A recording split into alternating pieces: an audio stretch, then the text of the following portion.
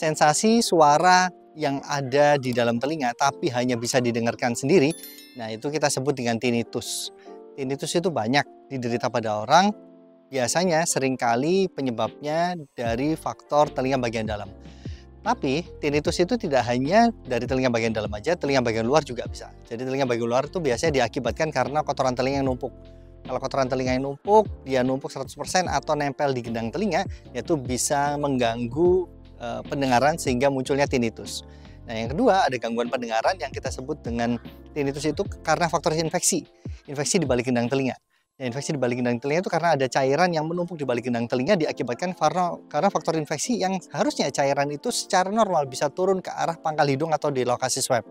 Nah, kalau misalkan ketutup dan menutup di balik gendang telinga ya, ganggu pendengaran itu juga bisa menyebabkan tinnitus atau gangguan telinga berdenging.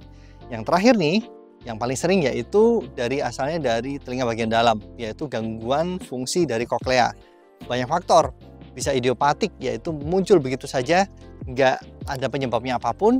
Bisa juga karena gangguan sirkulasi oksigen, biasanya karena penyakit komorbid, contoh seperti darah tinggi, diabetes, kolesterol, itu bisa sangat mempengaruhi kondisi ini.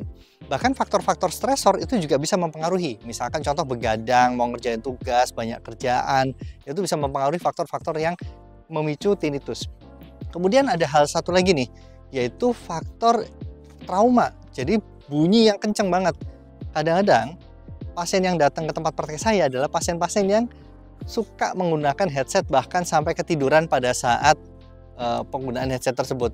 Jadi kalau misalkan menggunakan headset, ya masih boleh, tapi nggak usah lama-lama, sekitar 60 menit aja dan volume maksimal 60%. Nah, pada faktor tinnitus itu penyebabnya dari mana, tentu nanti teman-teman tuh nggak bisa self-diagnosis. Itu harus dilakukan pemeriksaan secara langsung oleh dokter. Jadi akan dilakukan pemeriksaan apakah ini kotoran telinga, apakah ini infeksi, atau gangguan fungsi saraf. Jadi jangan self-diagnosis.